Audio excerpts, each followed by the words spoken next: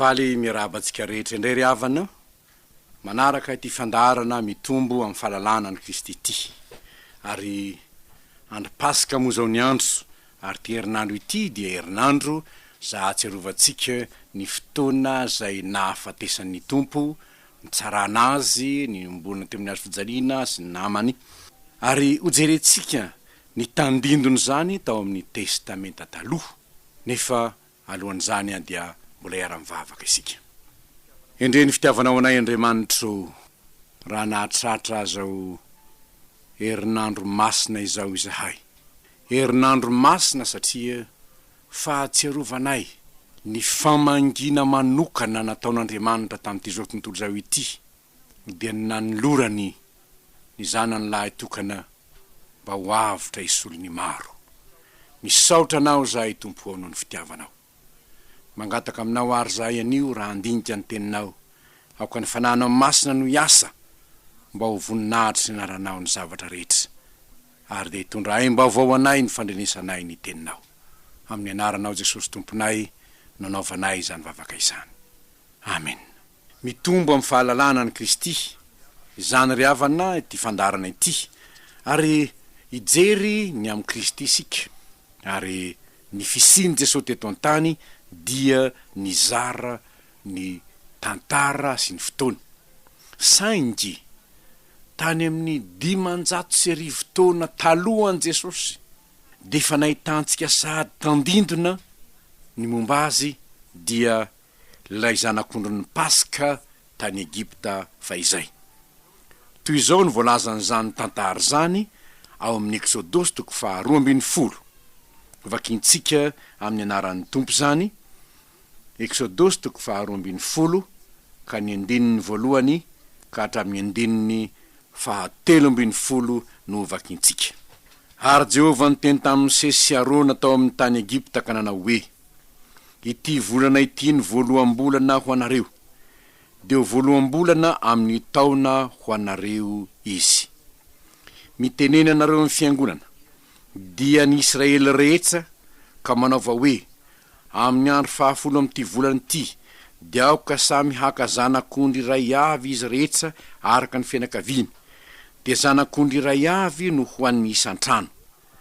Ary raha vitsy loatra ny ray trano ka tsy mahalany zanak'ondry iray, dia aoka izy izay namany mifanakaiky trano aminy haka arak'izay isan'ny olona.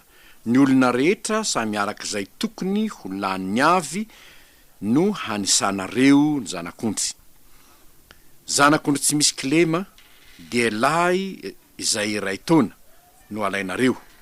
Halainareo amin'ny ondry na amin'ny osy izy, ary ho tehirizinareo izy hatramin'ny andro 410 amin'ity volana ity. Dia amono azy amin'ny hariva ny fiangonana dia ny Israely rehetra, ary hanalanina raha ka atentiny amin'ny tolam-baravarana 2 amin'ny tatam-baravarany trano zay hinanany azy. Dia hoaniny amin'izany alina izany ny hena voatsatsika tamin'ny afo no hinanany azy, mba amin'ny mofo tsy misy masirasira sady ampiarahina amin'ny anana mangidy. Aza hanina manta na voandro amin'ny rano izy, fa atsatsio amin'ny afo mba amin'ny lohany sy ny tongony ary ny fadiny. Ary aza sinareo sisa ho tramaraina, fa raha tahiny misy sisa tsy lany ka tramaraina dia hodoranareo amin'ny afo. Ary toy izao no ataonareo raha mihinana azy: valahanareo voasikina, ny kapanareo amin'ny tongotrareo, ary ny tehinareo eny an-tananareo, dia hoaninareo faingana izy fa Paska ny Jehovah. Fa andeha hamaky ny tany Egypta amin'izany alina izany aho, ka hamono ny matory rehetra amin'ny tany Egypta hatramin'ny olona ka hatramin'ny biby fiompy. Ary ny Andriamanitry ny Egyptianina dia ho tsaraiko avokoa, izaho no Jehovah. Ary ny ra dia ho famantarana ho anareo eo amin'ny trano zay hitoeranareo, ary raha mahita ny ra ho dia handalo anareo ka tsisy loza handingana anareo raha mamely ny tany Egypta aho. Ilay Zanak'Ondrin'ny Paska tany Egypta, izany no diniantsika eto. Tonga ny fotoana hanafahan'Andriamanitra ny zanak'Israely teo amin'ny fanandevozana nanandevozany Egyptianina azy. Ary efa nanomana ny misesy Andriamanitra mba hitondra ny zanak'Israely hiala avy any amin'ny tany Egypta, hitondra azy ho any amin'ny tany efa nampanantenainy Jehovah ny Abrahama eo ho anao sy ny taranaka ao ity. De zao ny teniny misesy, ilazao ny olona, ilazao ny fiangonana. Ary eto dia tsara ny manamarika avy hatrany ry havana fa eto amty Exodus 2:7 ity no ahitantsika amin'ny teny malagasy ny teny hoe fiangonana voalohany ao amin'ny soratra masina. Ary izany de efa mitory sahady ny fiangonana kristianina ty aoriny. Ny Israelin'Andriamanitra ary ny Israely tany Egypta de tandindo ny fiangonan'Andriamanitra eto am'izao tontolo zao. Fomba hoana no amonjena ny zanak'Israely? Ny isam-pianakaviana no nasain'Andriamanitra naka Zanak'Ondry, no vonoina ny Zanak'Ondry araky ny hitatsika ao amin'ny 9:7. Samy manomana Zanak'Ondry ny isam-pianakaviana. Ary io Zanak'Ondry io dia tsy afakory fa Zanak'Ondry tsy misy klema, hoy ny voalazany ao amin'ny 9:5. Zanak'Ondry tsy misy klema. Ary izany ry havana dia tandindon' Jesosy Kristy tompo sahady fa raha teraka teto am'izao tontolo zao Jesosy nahagaga atsika, taiza izy niteraka, tany am-pihinanam-bilona izy niterake, de niseho sahady ny mahazanak'Ondry azy any am-pihinanam-bilona, ondry eny no mipetraka any, tsy mba tany amin'ny maternité akory na tany nany tokatrano fa tena tany am-pihinanam-bilona, tena tany amin'ny toeran'ny ondry mihitsy no nisy azy. Ary izany no lay Zanak'Ondrin'Andriamanitra tonga teto am'izao tontolo zao. Jaonina mpanao batisa raha nahitan' Jesosy, Jaonina 1:7 dia nilaza hoe indro ny Zanak'Ondrin'Andriamanitra zay manaisotra ny faotany zao tontolo zao. Ko lay Zanak'Ondrin'ny Paska tany Egypta de tsy afakory fa tandindon' Jesosy Kristy tompo lay Zanak'Ondrin'Andriamanitra. Inona no natao lay Zanak'Ondry tany Egypta? Novonoina izy ary nalaina ny rany ka natao amin'ny tolambaravarana. 9:7 no ahitantsika izany. Ary inona no antony nanaovana ny raha teo amin'ny tolambaravarana? De izao no voalaza hoe ny raha de ho famataranao anareo eo amin'ny trano zay toeranareo, raha mahita ny raho de handalo anareo. Inona no antony? Satria ny raha de manambara fanatitra. Lay Zanak'Ondry zay novonoina dia tahaky ny natao fanatitra, ka ny rany natao teo amin'ny tolambaravarana de milaza fa olona efa nanao fanatitra ny ato, olona efa voavela eloka ny ato no ny rany Zanak'Ondry tsy misy klema. Ary moa tsy marina ve zany? Marina zany. Fa ny raha miaiky ny fahotantsika isika de mahatoky sy marina ny tompoka mamela ny fahotantsika, ary ny rany Jesosy Kristy zanany ny manadio antsika ho afaka amin'ny tsy fahamriana rehetra. Andro Paska moa ny andro havana. Ary ny Paska de fahatserovana ny elan'ny zanak'Israely tany amin'ny tany Egypta, nefa tsy maintsy namonona lay Zanak'Ondry. Ary izany de io Zanak'Ondry io de tandindony namonona any Kristy maty teo amin'ny hazo fijaliana, tsarovantsika am'izao herinandro masina izao ny fijalian'ny tompo.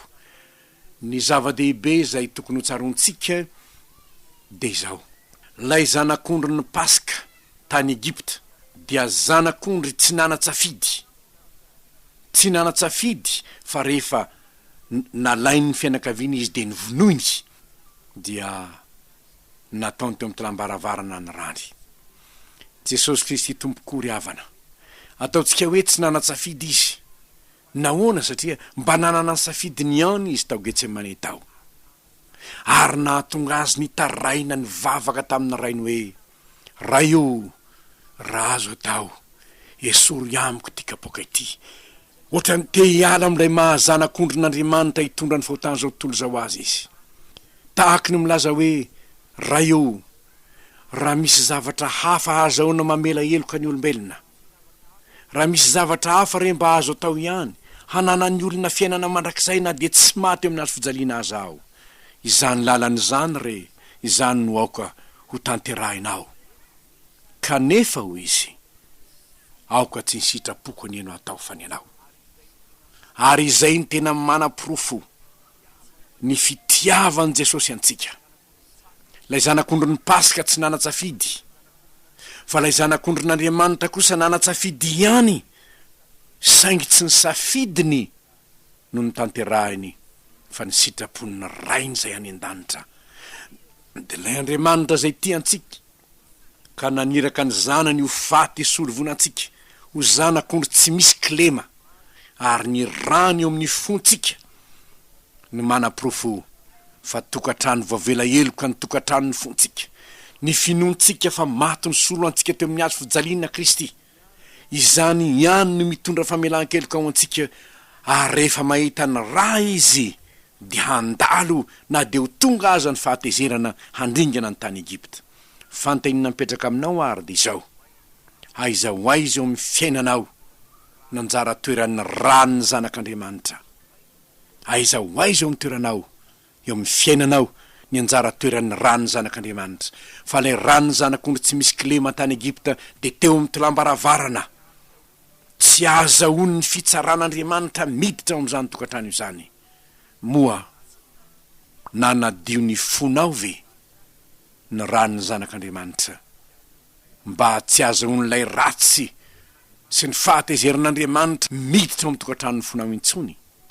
Fa inona koa ny natao tamin'ilay zanak'ondrin'Andriamanitra?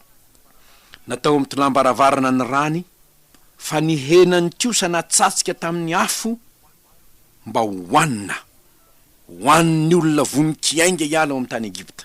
Ny henany natsatsika tamin'ny afo. Ambarany soratra masina mihitsy hoe io hena io tsy andrahoina io tsy ho andrahoina io, fa atsatsika amin'ny afo.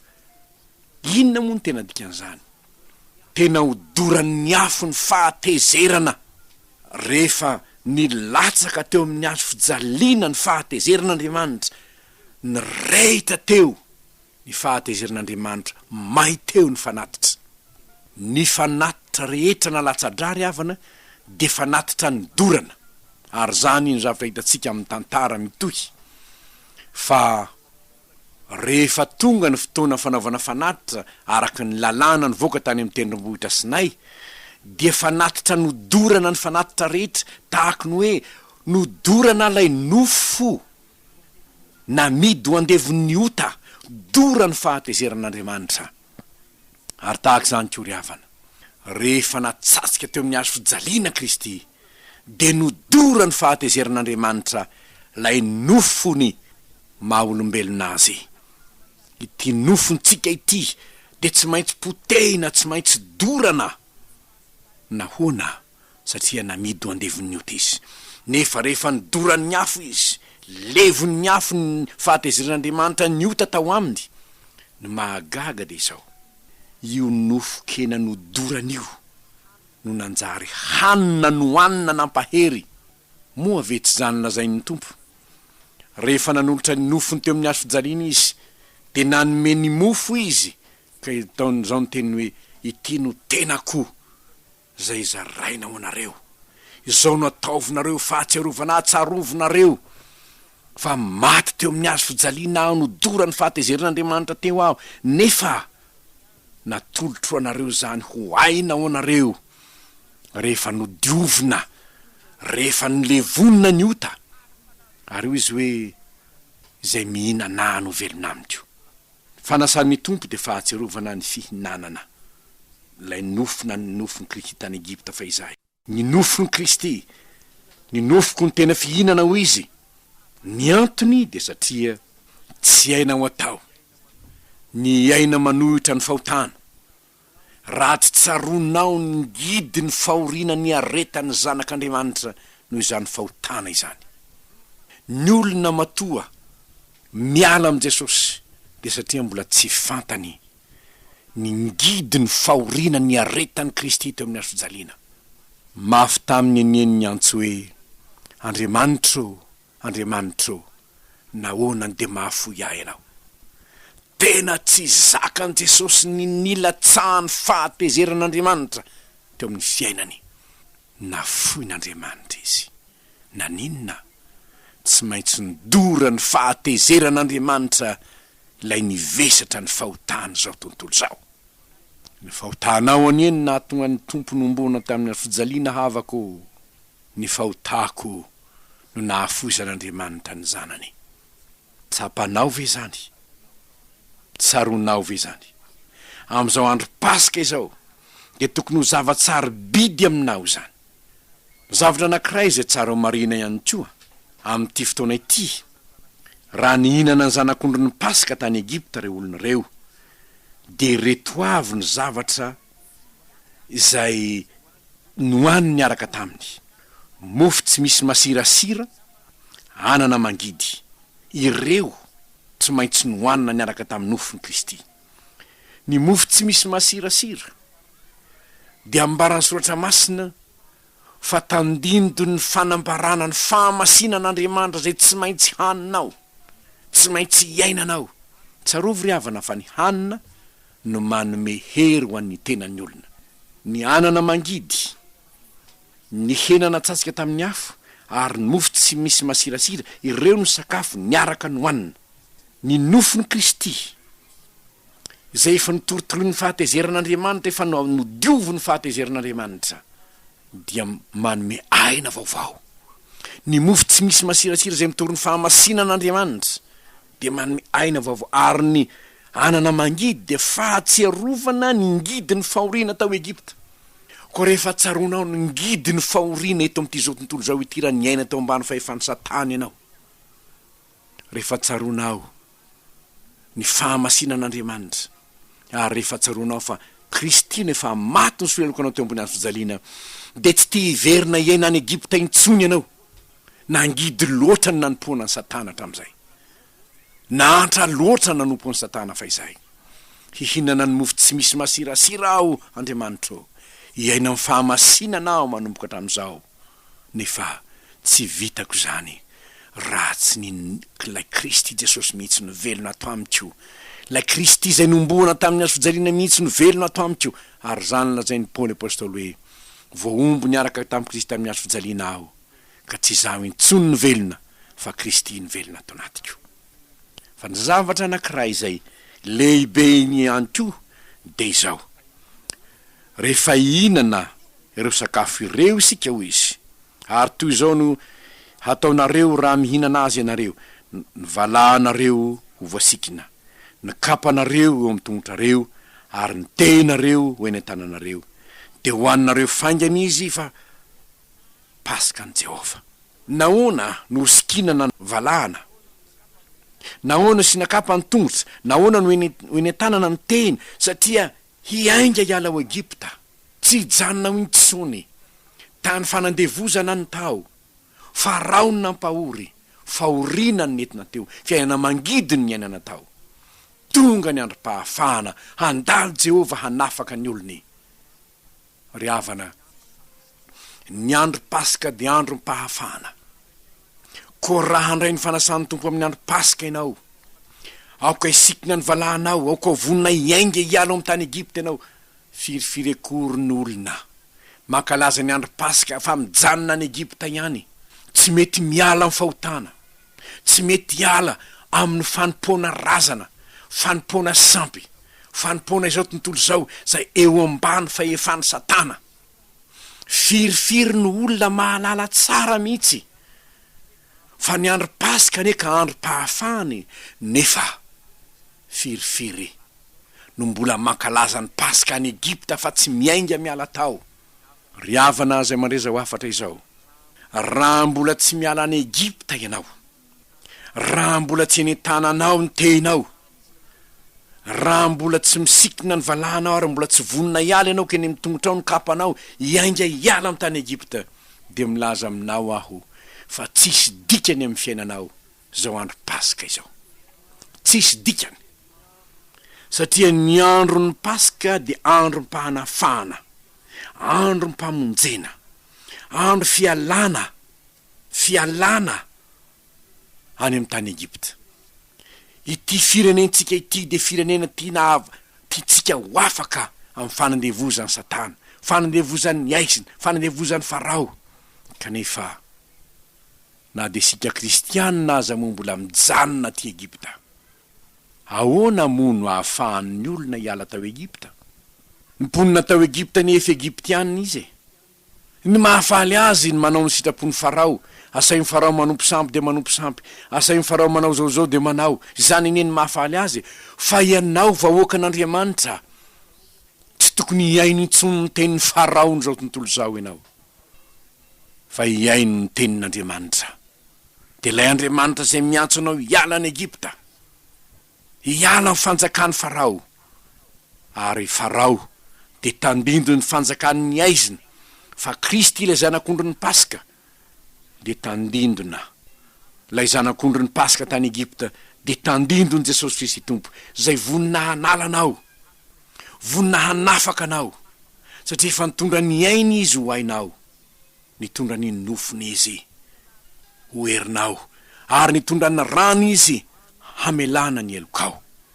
Ry havana, efa reniny maro aminareo ihany angamba, fa ny tarigetra ny mpanjaka raha navalina faharoa de ny hanala ny fireneny eo ambany fahefany farao de ny asany demonia teto am'izao tontolo zao. Ary zany nahatonga azy hanana tarigetra vaovao, hanala ny fireneko amin'ny aizina. Nahatonga azy naniraka evanjelistra 420 hitory ny filazantsara manerana ny nosintsika. Ry havana malala, tianao antsoavo amintsika kristianina, na iza mandreza ho antso zao am'izao andro Paska izao, andeha hoentina hiala ty Egipta ny firenentsika, ka i Madagasikara ho an'i Kristy.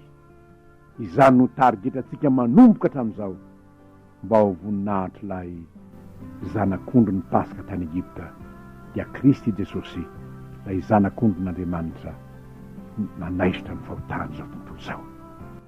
Ho azy eneny voninahitra amin'ny alalan'ny fialan'ny zanak'Andriamanitra rehetra any Egipta, ka na iza mbola hiverina amin'ny fanipoatsampy, na iza manam-pahefana isitina anao any amin'ny fanipoatsampy, tsy anaiky izany ny kristianina.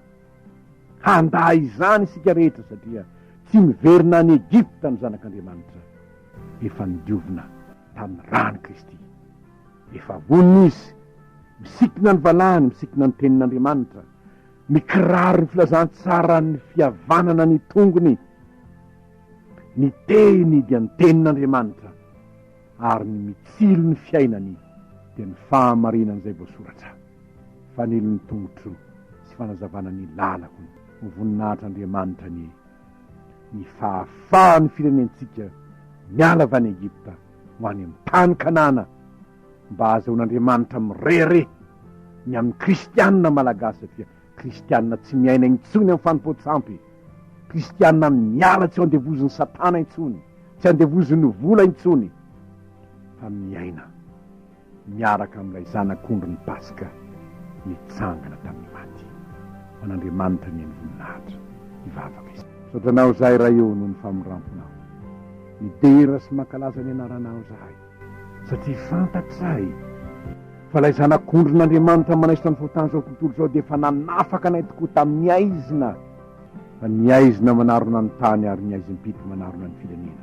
Farao dia ny devoly no manjaka eo amin'ny firenena, nefa zay manana ny Kristy dia manana fahazavanaina, ary ny voavela eloka dia miaina amin'ny fahamasinana noho ny tenin'Andriamanitra.